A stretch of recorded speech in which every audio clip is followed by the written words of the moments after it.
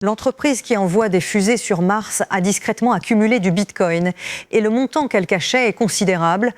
Le dossier d'introduction en bourse de SpaceX révèle que la société détenait plus de 18 700 bitcoins, évalués à environ 1,3 milliard de dollars à la fin du mois de mars. C'est plus de bitcoins que Tesla, l'autre entreprise d'Elon Musk, ne détient dans son propre bilan. Seule Strategy, anciennement connue sous le nom de MicroStrategy, possède une réserve plus importante de bitcoin en tant qu'entreprise.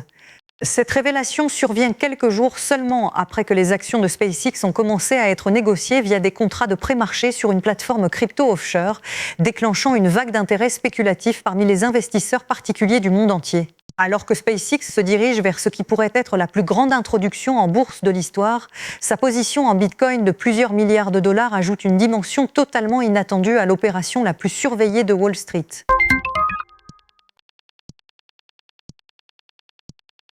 Le président le plus favorable aux crypto-monnaies de l'histoire américaine vient de voir sa propre entreprise se retirer discrètement d'un produit d'investissement en Bitcoin.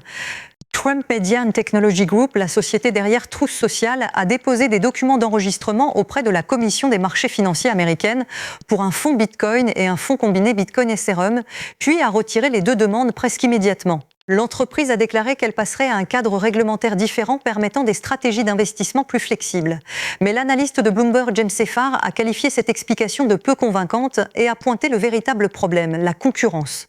Morgan Stanley a lancé son propre fonds Bitcoin en avril avec des frais de seulement 0,14%, surpassant pratiquement tous les concurrents du marché.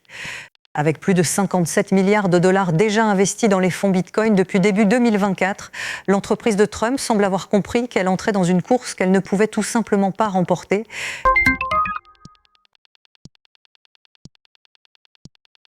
Depuis des années, les entreprises crypto se battent pour obtenir quelque chose que toute banque traditionnelle considère comme acquis, un accès direct à la réserve fédérale. Cette semaine, le président Trump a signé un décret ordonnant à la Banque centrale d'ouvrir enfin ses portes et la Fed a répondu par une proposition formelle de compte limité conçu spécifiquement pour les entreprises crypto. Ces comptes simplifiés permettraient aux entreprises de régler des paiements directement via la Banque centrale sans la charge réglementaire complète d'une licence bancaire traditionnelle.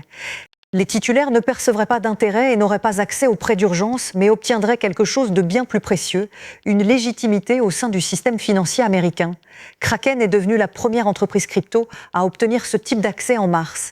Si cette proposition aboutit, elle pourrait marquer la fin définitive d'une époque où les entreprises crypto peinaient simplement à trouver une banque acceptant de conserver leur argent. Abonnez-vous maintenant.